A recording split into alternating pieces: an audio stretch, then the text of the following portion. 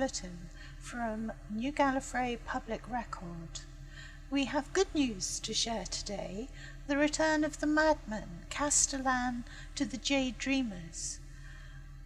His return is a little strange for us because none of us actually realised he was missing, but having been trapped in the time vortex, by his perception, he'd been missing for 126 years. I have a link now to the MadMan at the Eye of Orion. Castellan, we're delighted that you've returned to us, albeit we weren't too sure that you were missing because you were gone for such a short space of time. Do you remember anything about when you were forced into the vortex and how your TTC was damaged? It's a bit fuzzy. I remember I was in orbit in Bifrost around New Gallifrey. There was they were trying to do some kind of experiment, I think, on was it? Oh God, what? Three Stooges? No. Abbott. The Abbott.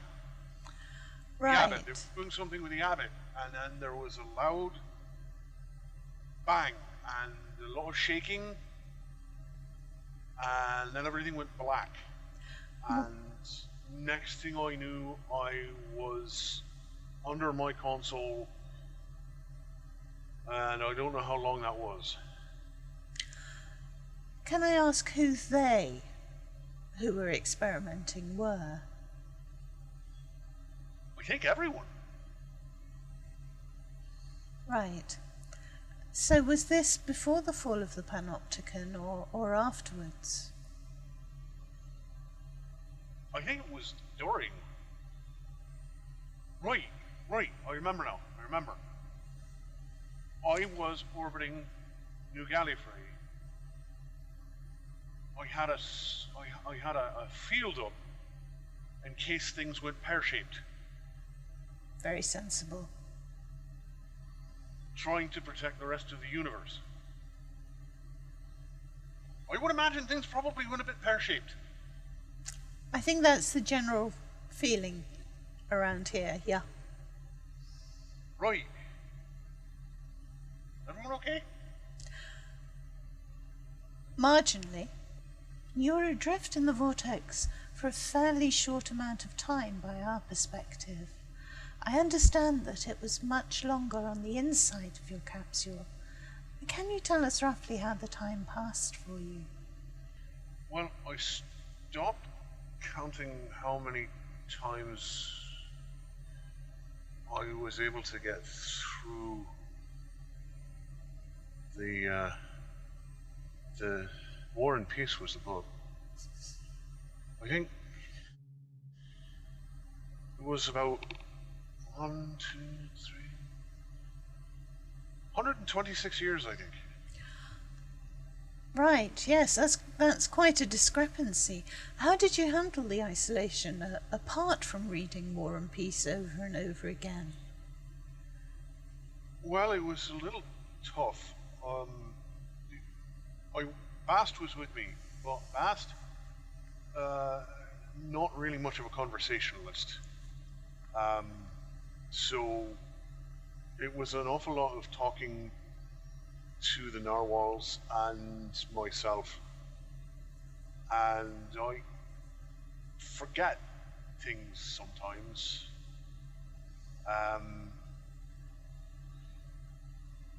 About 30 years into it, I couldn't remember if I was alive or not. That was confusing. I remember something about bananas. Did you have a good supply? Well,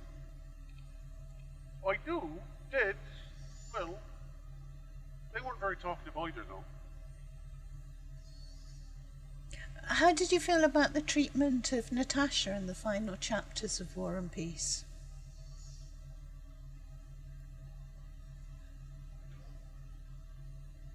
Oh, Oh wait, no, I'm sorry. It was Spider-Man, not War and Peace. Right. Spider-Man, the War and Peace years, presumably. Could be.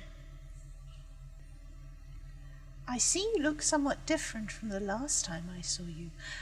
Have you regenerated during your time adrift? No. Here's the thing. There are no barbers in Bifrost. And like I said, about 30 years into it, I couldn't remember if I was alive or dead, so I thought the best way to remember this and to suss out if I was alive or dead was to see if I could feel things. So I started tattooing on myself. Turns out I was alive. Right, because it hurt. No, because I had some kind of artistic talent. Right, good point. You were rescued yesterday, which I'll get to in a moment, but from what I understand, with the exception of your navigation system, your capsule was undamaged and surprisingly at full power. Can you explain how your TTC maintained full power after over a century adrift with no access to any rifts or to the Eye of Harmony? Well, Bifrost is how do I best describe this? Bifrost is not exactly stock, you know. It's not. She's not actually a TTC that you just get off the showroom. If I was talking to a Terran, I would say she's kind of like a T-bucket roadster. She's technically a Type 45, but I've made some modifications over the years, and well, I can't really explain the power system, but it's shiny. As I said before, you were rescued yesterday through the actions of the Celestial Intervention Agency. Could you describe those events?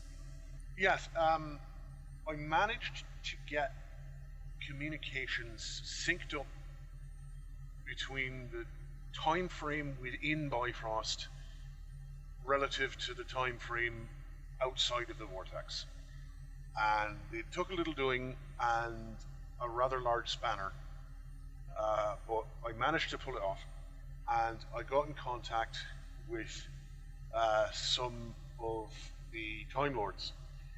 And we had a couple of attempts actually here at the Eye of Orion, but I kept bouncing out, and so Coordinator Donut,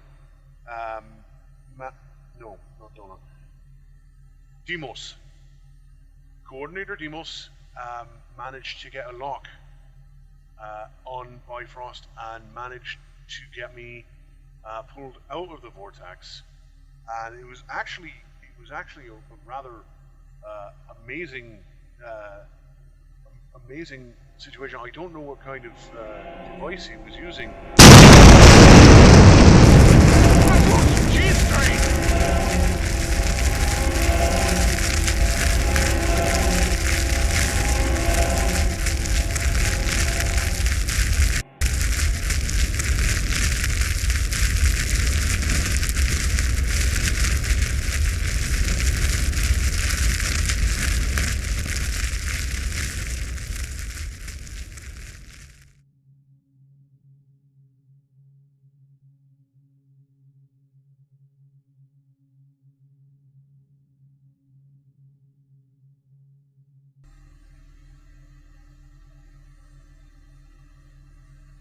We seem, unfortunately, to have lost contact with the MadMan, and we'll bring you an update as soon as we find out what's going on.